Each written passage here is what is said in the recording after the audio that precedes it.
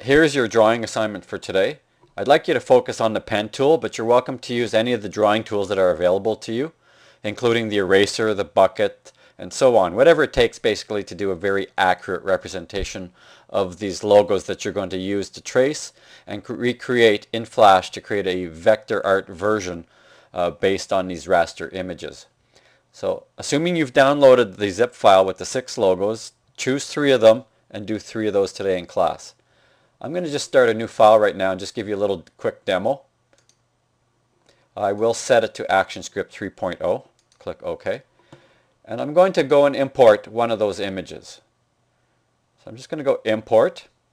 I'll bring it straight to the stage. Import to stage.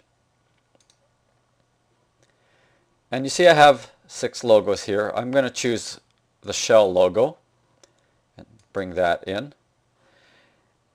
And it's sitting on layer 1 right now. If I reduce my view, I'm going to go Command minus on the Mac, Control minus on the PC to zoom out. And to zoom up, again, it's Command plus on the Mac, Control plus on the PC to zoom in. And you should zoom in when you're doing the detail work. But let me zoom out for now. There's my logo. I can see that my image is a bit bigger than my stage, so I'm going to readjust my stage size. So let me go up to Modify Document.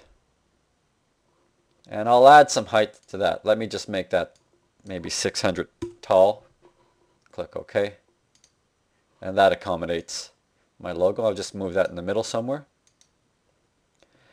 And I'm going to lock that down. So in my layers, there's the lock icon, and I just click the little circle below it, and you'll see the lock icon. Now I can't grab that and move that. It's going to make it a lot easier when I start to draw on the new layer.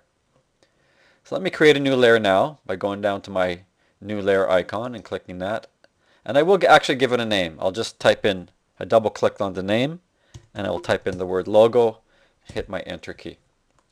Now I will start with the pen tool, but I want to give you a little hint on a preference for drawing. I think this is helpful. I do find it very helpful. If I go up to File, or rather Flash, Preferences, if you go down to the Drawing category, I know my screen is tight here, but you'll see an option called Show Pen Preview. Make sure that's checked. What that will do is it'll show you the line that you're about to draw. So I'm just going to click OK and go to my pen tool. Now I will zoom in, and I'll start with the yellow section here, and I will zoom up. So I will click here once, and you can see how that line is being exposed. That was the preference that I had set. So I can see exactly where my line will go. So I'll click here again. Now let's say I want to generate a curve here. I could just click here and drag, but I'm going to give you a little hint. Now you need to be very accurate about this. But if I click on that anchor point, you see how my cursor changes there? I can actually pull out a handle that will not affect my existing straight line, but it will affect the curve that I'm about to draw. So I'm going to click that and pull it out, oh, let's say 20% of what the distance would be to the other end. And you can see how I can preview that curved line. So if I click at that other point and hold my mouse down and drag, so clicking and dragging, and you can see there how I get a preview of my line, and it can be quite accurate quite fast. So I'm going to let go.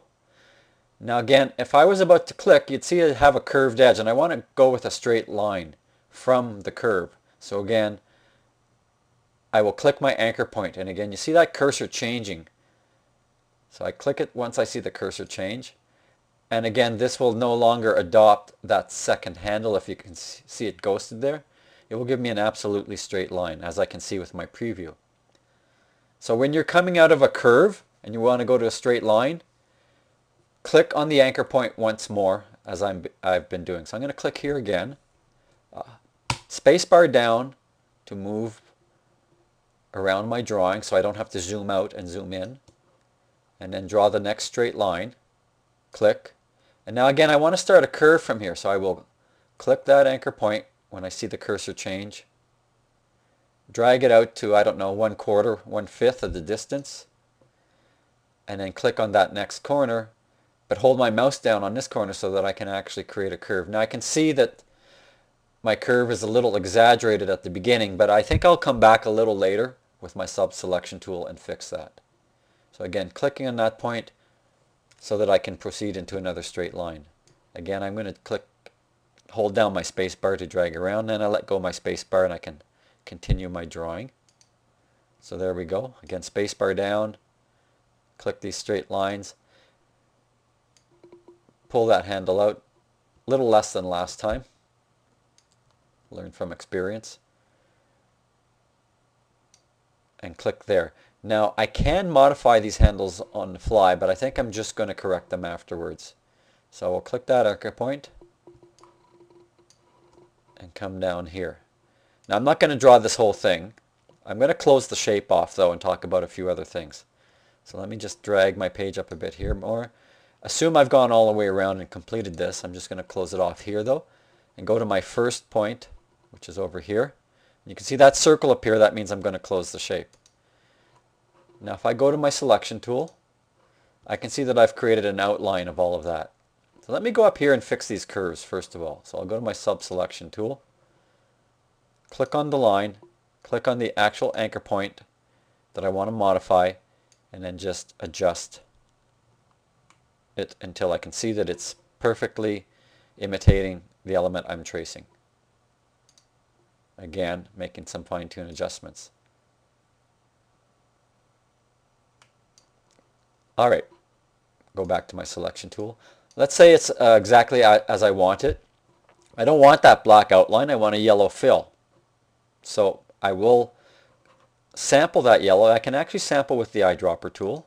I can sample a bitmap image. And you can see that my bucket, my fill color has been changed to that yellow. Now I will go to my bucket tool and click inside there. Now it's subtle, but if I want to check this, and this is a good way to check, is I'll turn off the visibility of that layer 1 temporarily by clicking down here. And I can see what I've got. So I'll turn it back on and continue. Now let's say I want to draw this red section around it. Well, again with my pen tool, I'm just going to zoom out here, Control minus, and I'll start to draw that shape.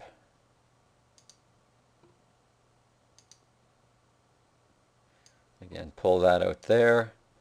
I'm not going to draw the whole shape, but I'll just go around the section I've drawn, but I will try to imitate the nature of that curve as much as I can. Okay, so again, you see how it would come out as a curve. So if I don't want to come out of this as a curve, but as a corner, I click on that anchor point, and look at that. We've got a nice sharp corner coming out of a curve. So again, let's assume that I've completed the red part, closed my shape, go back to my selection tool, rather my sub-selection tool. I'll make some fine-tuning corrections here.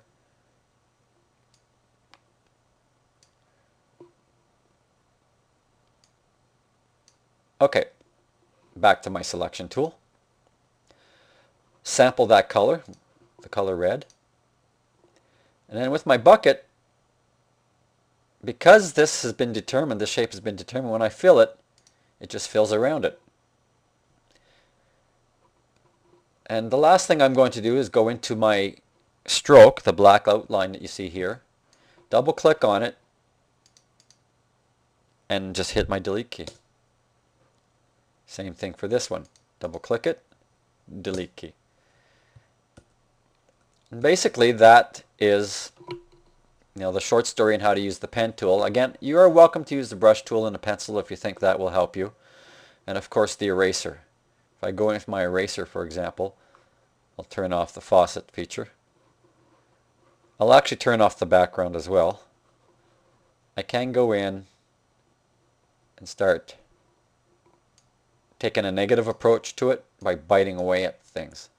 I do feel the pen tool and modifying it with the sub-selection tool is by far the most accurate way to do the drawing, but I don't want to dictate to you, so I will allow you to use all tools available, but put a lot of emphasis on the pen tool with the sub-selection tool to make it perfect. So I want you to choose 3 of the logos today and draw them to perfection. And that will be your assignment for today.